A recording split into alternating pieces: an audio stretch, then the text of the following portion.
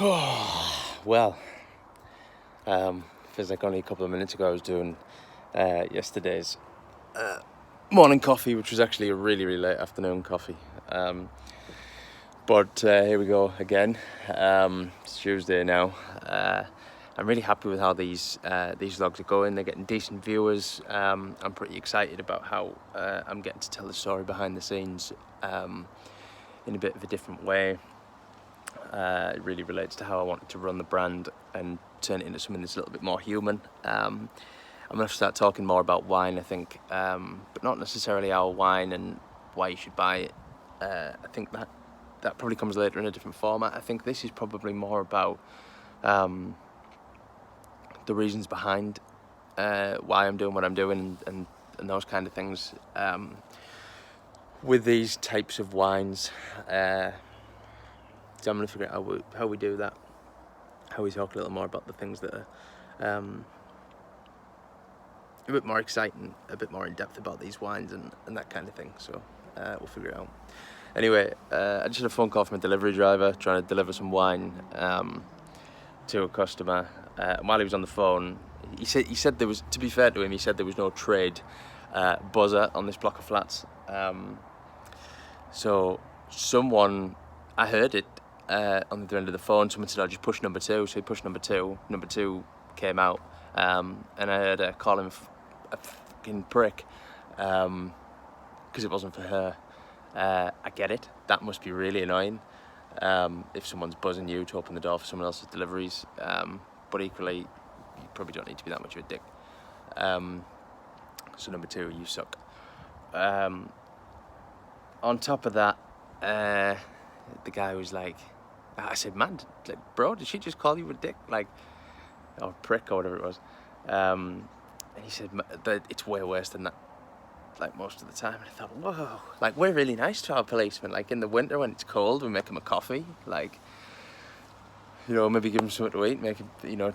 I remember even at Christmas last year, Christmas Eve, we had the drain guy out because there was a blocked drain out the front. I gave him some drink for when he got home because I had some left over that I wasn't going to drink. And I gave him some sweets. Make his day. Like, just be nice to people, man. Like, fuck number 2. What else? I'm really pumped to get this product going. I'm actually going to get a shower in a minute and record the promo video for the product and start tinkering the website. So we've got it up and running, and then I'm going to run some stuff against it on social media, see if we can get some interest, because I'm quite pumped about it.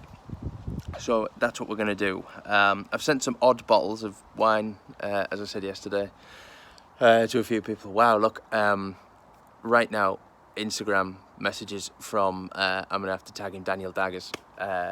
Thanks, brother. I had to give you a shout out. I'll tell you why. If you go to his stories right now, I'll tag him. If you go to his stories right now, you might just catch it. He got some coverage in, I don't know what magazine or press it was, but it's really cool, where they've covered like little bits of his day, but also, you know, where his hard work comes from. Because his dad was, I think he said, a kitchen fitter in the article, and that he saw him work like ridiculous hours. And he sees his work ethic come from there. He also said that he sees something that resonated, that's his word, not mine, was when he came off a football pitch. When he was younger, his mum said something like, "Do it to the best of your ability or don't do it at all." So I dropped him a quick message and said, it's inspiring to see. I think it's more inspiring in context if you're actually following him regularly and seeing what he's doing and saying and seeing the success he's having. If you don't know who he is, he's an absolute gangster of sorry, bro, I don't know how to best, you know, estate agent, is that the right thing? Like, you're not an estate agent.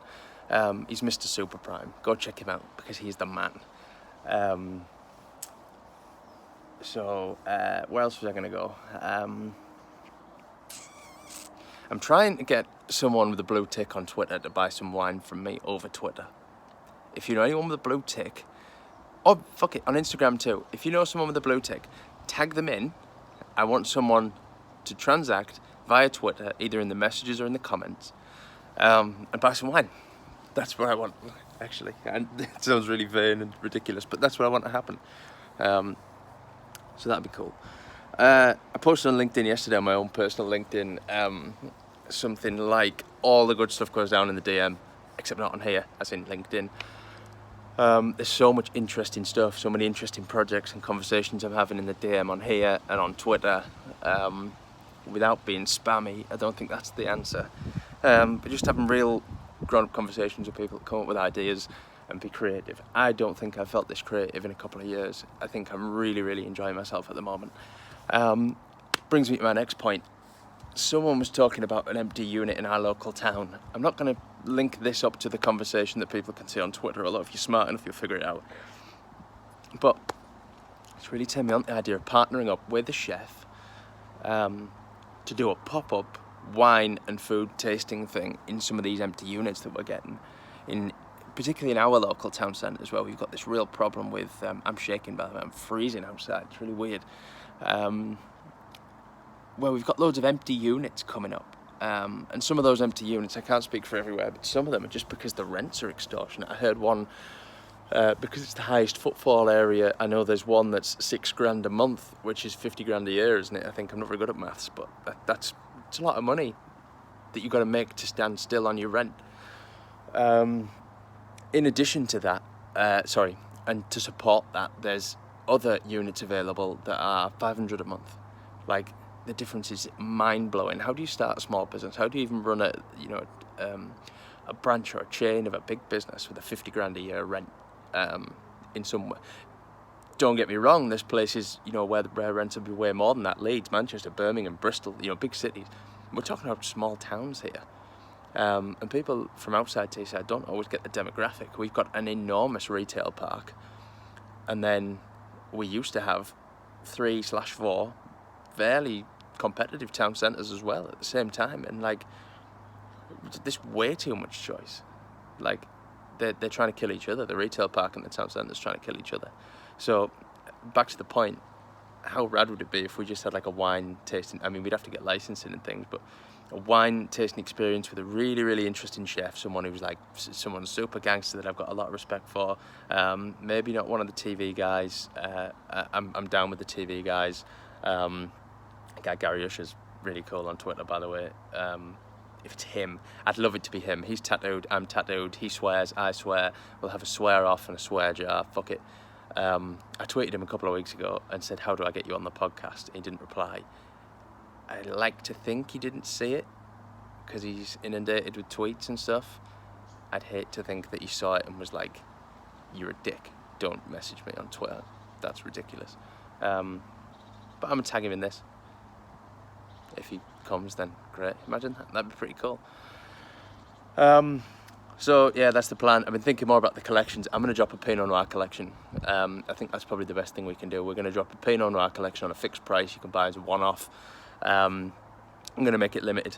We're just going to bang it out and say, right, we've got 8 weeks or whatever. This Pinot Noir collection is available for 8 weeks. Here we go. Let's have it. Aside from that, it's Tuesday. I'm going to go and do the things I've got to do, keep up my emails, but I'm going skateboarding. It's the first decent weather day that we've had for a while. I want to go skateboarding, so I'm going skateboarding. We're going to go and hit up, a bunch of us are going to go and hit up somewhere to get some food, which I'm excited about. It's what August's for. And then that's the end of it. This is definitely the longest episode of this that I've done, but I'm really excited about it. There's a lot being discussed today. Have a good day, everybody.